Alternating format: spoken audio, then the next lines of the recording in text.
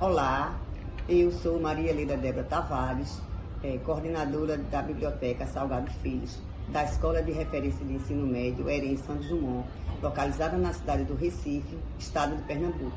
Minha autodescrição: sou mulher branca, cabelos castanhos claros na altura dos ombros, estatura mediana, olhos castanhos. Eu uso óculos com uma armação preta. Meu sinal de Libras é um L, partindo aqui do queixo, evidenciando o nome Leda. Estamos fazendo esse vídeo aqui numa biblioteca, então aqui ao meu redor tem muitas estantes de livros e eu fosse a mediadora dessa roda de conversa com o objetivo de ajudar a repensar a nossa prática pedagógica e aplicar novas intervenções pedagógicas a partir das reflexões a respeito do processo de aquisição do conhecimento, que é a aprendizagem, através da linguagem, de como é que ela vai além dessa oralidade na construção das funções mentais superiores, né? Refletindo o desenvolvimento humano, entendendo que é uma construção histórico-social e também compreendendo a importância do professor como mediador nesse processo, através de identificação das zonas ZDPs, Zonas de Desenvolvimento Proximal, que estão em estado de maturação e que estão em condições de desenvolvimento. Refletindo no desenvolvimento humano, entendendo que é uma construção histórico-cultural, compreendendo também o papel do professor como mediador desse processo, identificando as zonas de desenvolvimento proximal, que está em estado de maturação, e potencializando e ajudando a ele interagir com os outros e com si mesmo, para que essa aprendizagem ela seja internalizada, sendo o estudante ativo e que adquire conhecimento através das relações inter e intrapessoais. Então, este vídeo está sendo gravado em cumprimento à atividade do módulo 2 do curso de Educação Especial na Perspectiva Inclusiva, com o tema Desenvolvimento Humano como Processo Biopsicossocial. E, na sequência, eu irei passar a palavra aos cursistas e colegas, professores convidados, que irão fazer a sua apresentação e autodescrição e, em seguida, apresentar os seus argumentos quanto à pergunta que lhes foi elaborada, né? Então, foi feito um recorte das falas mais relevantes da nossa roda de conversa. Como você, cursista Gilvanete Maria, compreende que a interação social influencia no desenvolvimento cognitivo? Olá, meu nome é Gilvanete Nascimento, sou cursista. Minha autodescrição sou mulher parda, cabelos cacheados, olhos escuros. Meu sinal de Libras é o dedo em espiral, remetendo aos meus cachinhos. Estou em uma biblioteca com vários livros. A cor da minha blusa é quadriculada preta e branca. A interação social desempenha um papel essencial no desenvolvimento cognitivo, influenciando a forma como aprendemos, pensamos e agimos.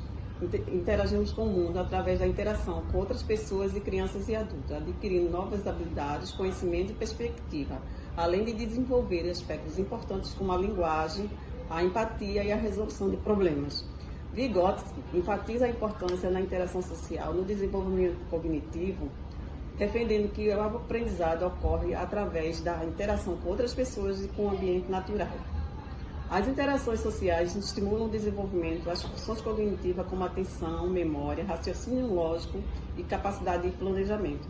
A interação social é vista como um processo de construção conjunto aos conhecimentos em que indivíduos interagem e colaboram para construir novas perspectivas sobre o mundo.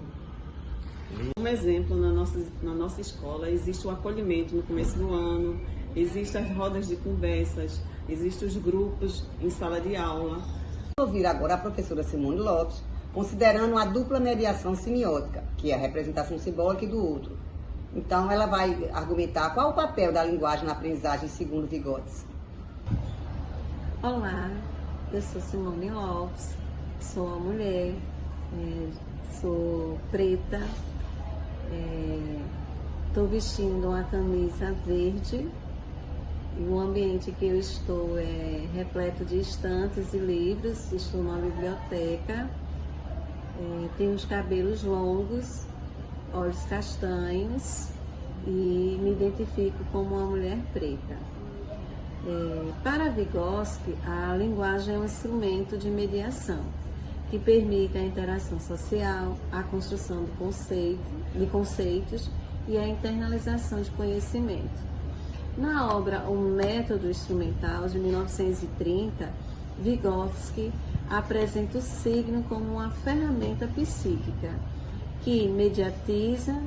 Então, desse modo, os sistemas semióticos são instrumentos ou ferramentas que atuam sobre funções psíquicas com o objetivo de transformar o modo de pensar, de falar e de fazer de sujeitos. Então, unindo esses dois conceitos, nós podemos dizer que as palavras servem como signos mediadores, permitindo que as crianças e os adultos interajam com o mundo e com outras pessoas para aprenderem.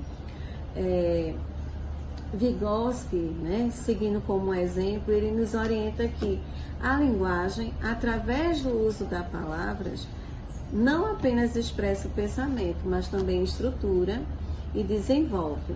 Então, nesse sentido, quanto mais signos ou mais palavras se tem contato, mais conceitos e conhecimentos as pessoas passam a adquirir.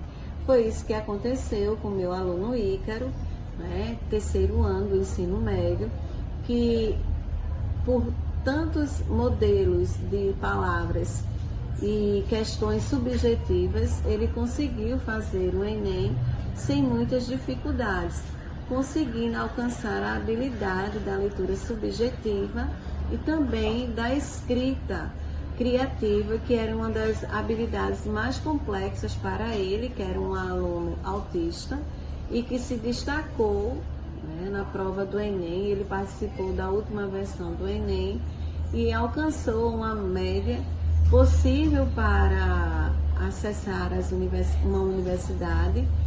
E foi muito interessante trabalhar com essa perspectiva de que a linguagem é uma mediação e que ela é capaz de fazer com que o estudante aprenda e consiga ressignificar conceitos, tanto de modo subjetivo como de modo mais complexo, que foi o que aconteceu com o Ícaro.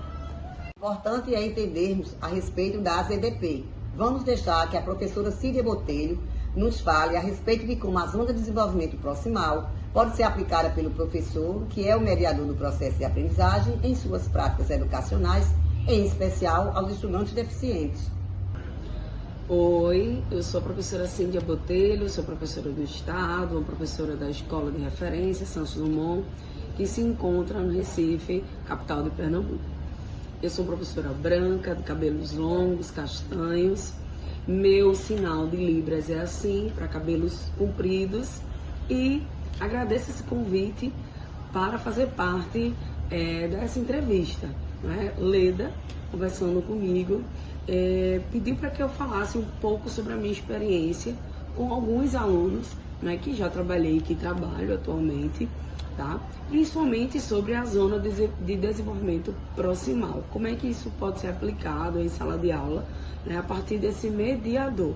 Os alunos, eles têm esse acompanhamento, eles têm um acompanhante, pelo menos em sua maioria, e eu como professora, como a gente pode mediar de maneira prática, com êxito, logicamente que leva um tempo, porque a gente precisa sentir como são os alunos em seu individual e também dentro de sala de aula, no coletivo, com outros alunos.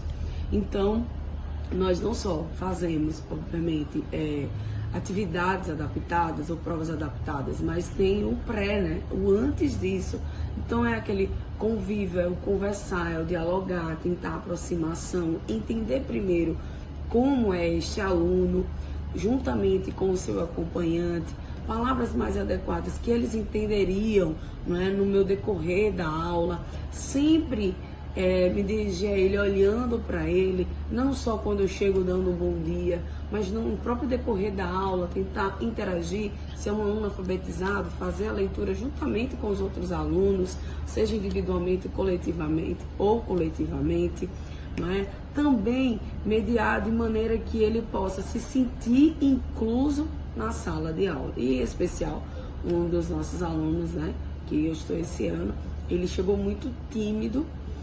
Hoje ele já não só sorri, como ele já se refere aos outros colegas, ele lê em sala de aula, não é? Trechos pequenos, mas isso é um avanço, uma vez que antes ele nem olhava para a turma, hoje ele já senta mais virado para o lado, sorridente, ele já participa até nas próprias piadas dos colegas em sala de aula, dos professores. Então, na prática, que é mais difícil, né, do que a teoria, mas não é impossível. Essa forma de mediação é tentar entender esse aluno, os limites dele ou o que ele pode ultrapassar também, porque todos nós também somos limitados em alguma coisa. Então, aquilo que nós podemos ultrapassar, entender um pouco desse aluno e ver onde e como podemos agir com ele, tentando sempre incluí-los nas aulas, nas provas, na escola, em sua comunidade e ajudar no seu desenvolvimento. Vamos agora avançar no aprofundamento desses conceitos, indagando a professora Iraneide Nascimento de que forma se dá a colaboração e a interação em sala de aula para favorecer a aprendizagem do estudante com deficiência. Meu nome é Iraneide Nascimento, sou mulher, parda, olhos castanhos, cabelos caracolados, estatura mediana, estou vestida com uma blusa estampada. Me encontro aqui na biblioteca da escola, né, um ambiente cercado por estantes, por livros. Trabalho aqui na escola EREM Santos Dumont. No momento eu acompanho um aluno no primeiro ano C, portador do espectro autista. O nome dele é Matheus Carlos. É fundamental que o professor possa definir atividades desafiadoras, mas que estejam ao alcance da problemática de cada aluno. Que ele não venha com um planejamento já engessado, que esteja sempre aberto a mudanças, a adaptações. Nós contamos muito com a ajuda dos alunos. Acho muito importante porque a sala em que eu me encontro, eles são muito abertos, receptivos e abrem espaço para a participação do meu aluno. Então é importante também que o próprio professor instigue os trabalhos em grupo. Na sala onde eu me encontro, é muito importante a forma como os alunos lidam com o meu aluno Matheus. Eles deixam ele muito à vontade, por exemplo, para apresentar um trabalho.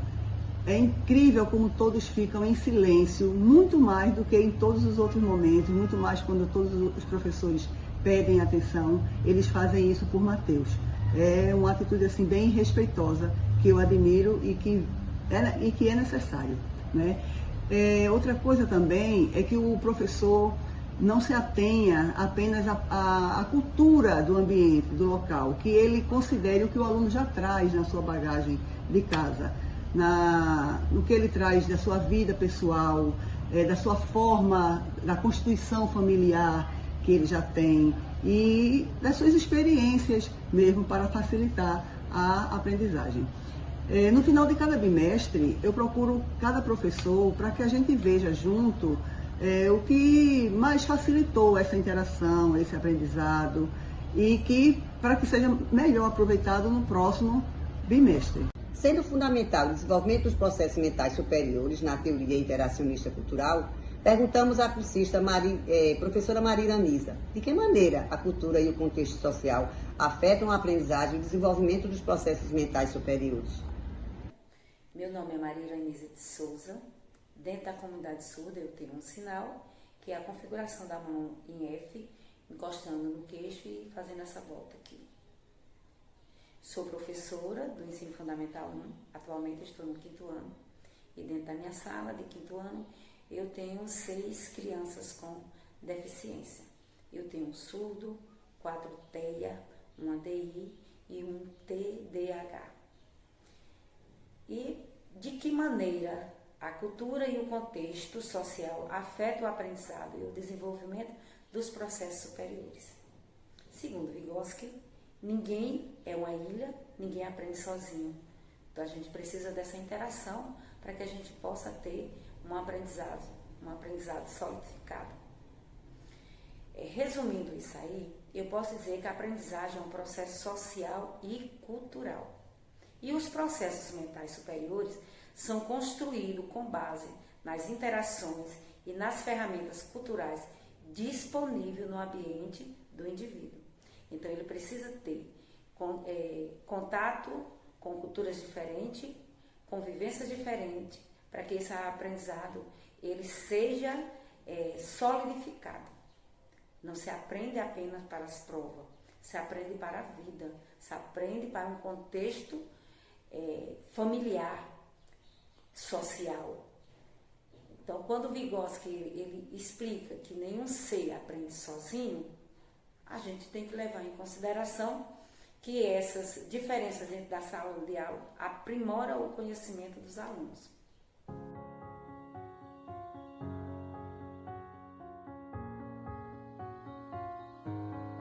Concluímos que a escola é o lugar do qual partimos daquilo que o aluno já sabe, são seus conceitos espontâneos, e avançamos em direção àquilo que ele está em fase de desenvolvimento, possibilitando a construção de novos conhecimentos, que são seus conceitos científicos. Promovendo o desenvolvimento humano, tomando como base pensamentos basilares da teoria sociocultural, interação, mediação, DDP e internalização, onde o papel do professor é de extrema importância, pois ele vai agir como mediador de intercâmbio entre o estudante e o conhecimento.